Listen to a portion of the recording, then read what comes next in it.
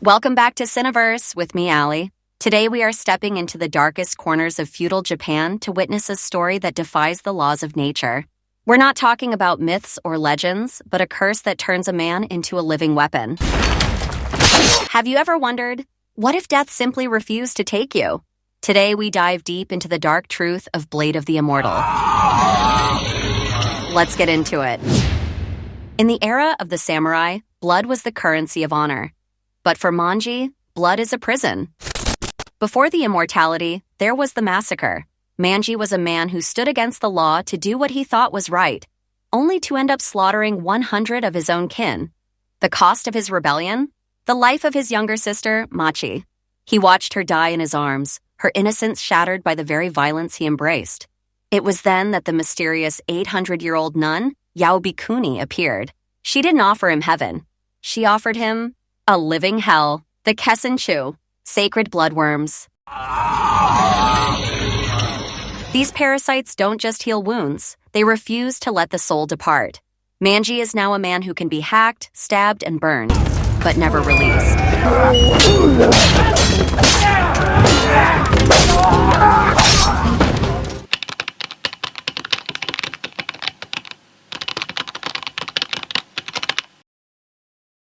While Manji rotted in his immortality, a new shadow rose over Japan.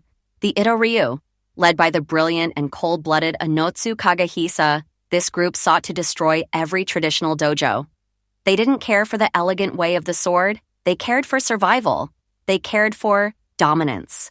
Enter Rin, a girl who saw her father's head severed and her mother's dignity stolen by Anotsu's men. For 2 years, she trained. Not to become a master, but to become a killer. But a child's hands are too small for such heavy vengeance. She needed a monster to kill a monster. She needed Manji. Manji-san desu ka? Onegaishimasu. This is the dark truth of the samurai era. The Bushido was often just a mask for state-sponsored murder. Anotsu Kagehisa exposed this lie. He wanted to strip away the rituals and return the sword to its true purpose, to kill. But Manji represents something else. He is the consequence of that violence. Every time Manji fights, we see the true cost of immortality.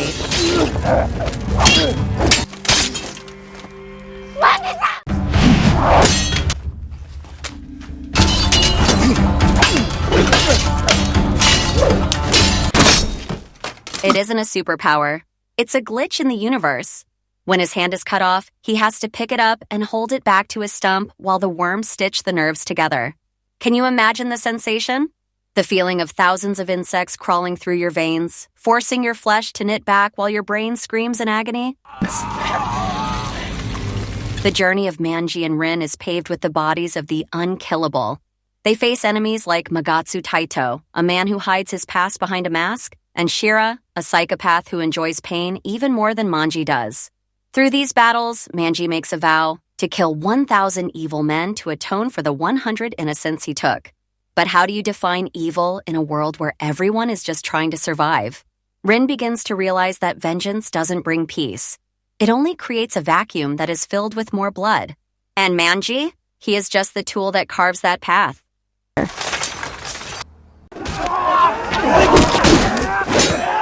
The climax is not a duel, it is a slaughterhouse.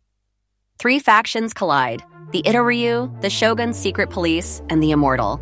Manji stands alone in a field of 300 soldiers. He is pierced by dozens of spears, his body a pincushion of steel. Yet he keeps moving. He is a broken machine of meat and bone, driven by a promise to a girl who gave him a reason to live.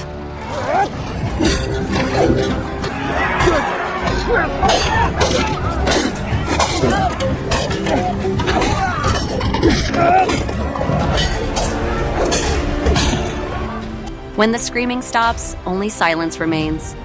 Anotsu is gone. Rin's debt is paid. But for Manji, there is no rest in peace. He walks into the sunset, knowing that 100 years from now, he will still be here, carrying the same scars, feeling the same weight. Because the only thing worse than losing everything is being unable to leave it behind. What would you choose, guys? A short life of honor or an eternity of pain? Let me know your thoughts in the comments below. If you enjoyed this deep dive, don't forget to hit that subscribe button and join our vault of cinema secrets. I'm Allie, and this is CineVerse. Until next time, stay curious and stay dark. See you in the next one.